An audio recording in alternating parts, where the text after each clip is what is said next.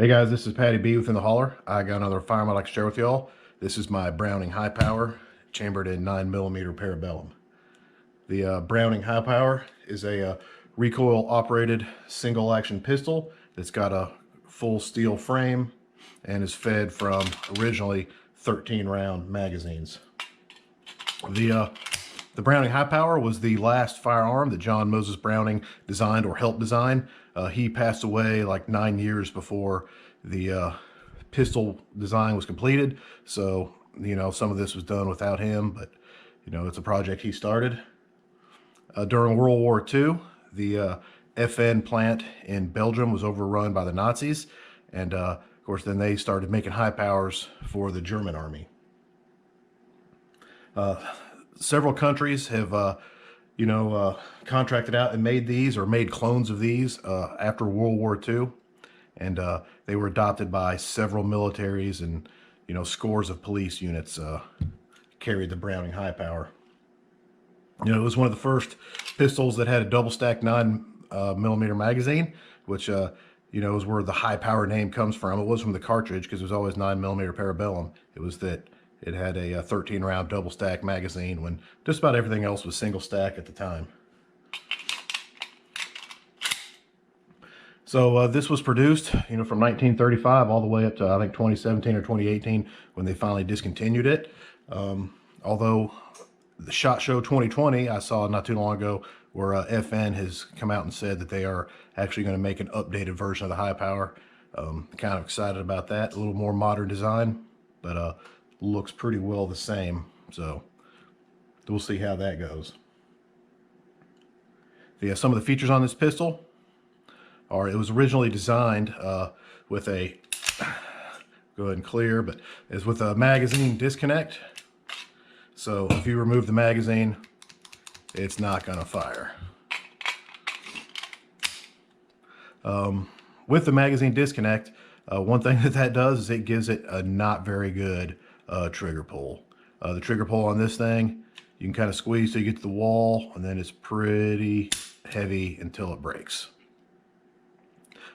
It's just not one of the best, but for its intended use, it's more than good enough. So another feature of this pistol that is definitely not my favorite is the safety. The safety is both small, and it's also not tactile when you put it on or take it off. So if you were to try to carry this cocked and locked, since it's single action, if you pull it out and draw it, A, that safety's hard to hit, and B, since it doesn't make any noise, you don't know for sure if you actually turn that safety off or not. But other than that, it's pretty cool because, I grew up watching movies and TV, and, you saw this gun quite a bit because it was used worldwide by just about everybody. The takedown on this,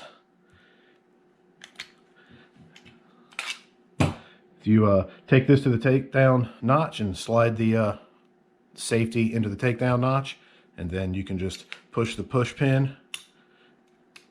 The disassembly pin comes out, take your safety down, and there you go. Recoil spring guide rod and barrel. You can see that the it's an old enough design where it still has the lugs on the barrel, which is kind of left over from the 1911 that most modern pistols don't have that. All right, just to reverse to put her back together. I know the recoil spring on this thing is significant, and it's not always super easy to get in there. But barrel, recoil spring, guide rod. Take it back, catch it with the safety. Take your pin, slide her in, and there you go. So yeah, it's it's just a pretty cool classic gun.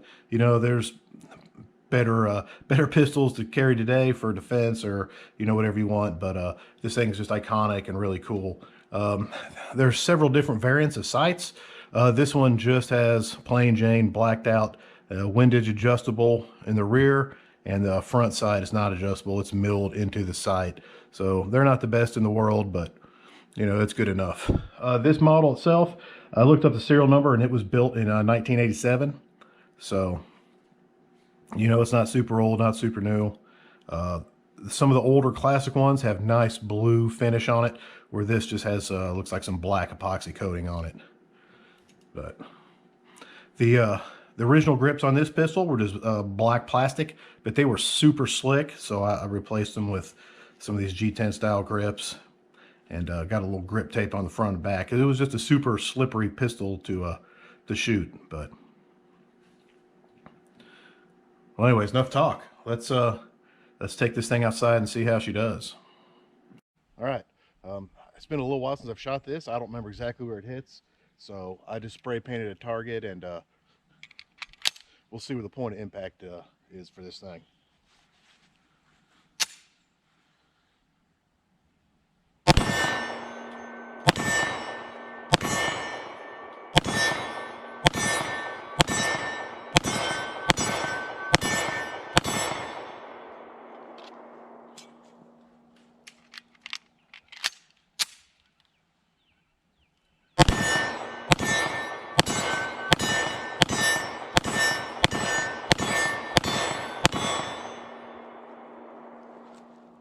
All right, so looks a little low, a little left, but we can work with that.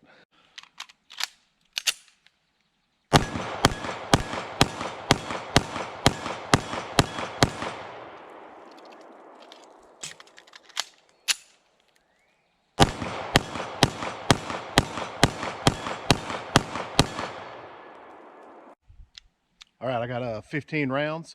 I'm gonna try the big spinner. Usually takes me 12 or so, so we'll see what he can do.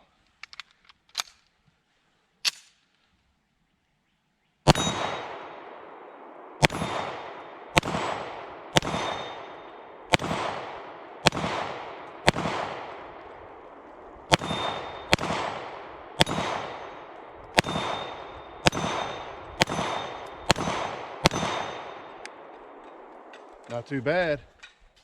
All right, we're up here on the deck about 15 yards. We'll see what she can do.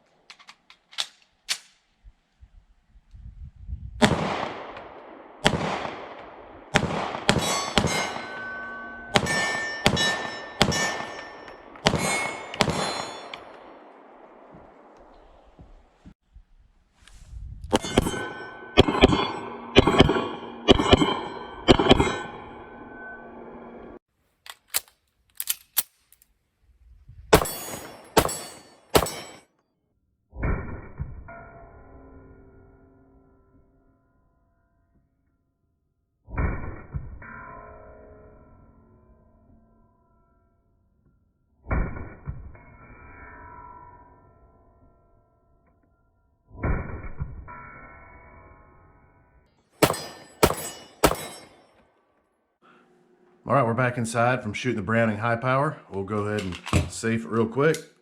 And safe. So, you know, shooting the high power is a lot of fun. You know, there's a whole lot of pistols that have better triggers, better safeties, and better sights for sure. But shooting this thing is just a lot of fun. And you know, this thing weighs right at 2 pounds with a magazine. So, you know, all that weight makes the 9mm, you know, really soft shooting. It's just really cool because, you know, this is just you know, this is a step in the evolution, you know, of handguns. You know, for semi-auto handguns, you know, for more or less, think the 1911, and then this is like the next step in that. And then after that, you have you know, other double stack but double action pistols, you know, CZ 75 Berettas and all that good stuff, Smith & Wesson 59s. But this is like a step back in history, and you know, the evolution of the handguns we got today, and it's just a lot of fun. So yeah, I don't think I'd ever carry this or use this for home defense unless it was all I had, because there's far better options. But you know, taking this thing out and shooting it just puts a smile on your face. So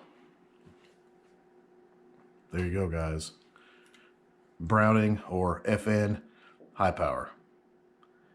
Y'all have a nice day.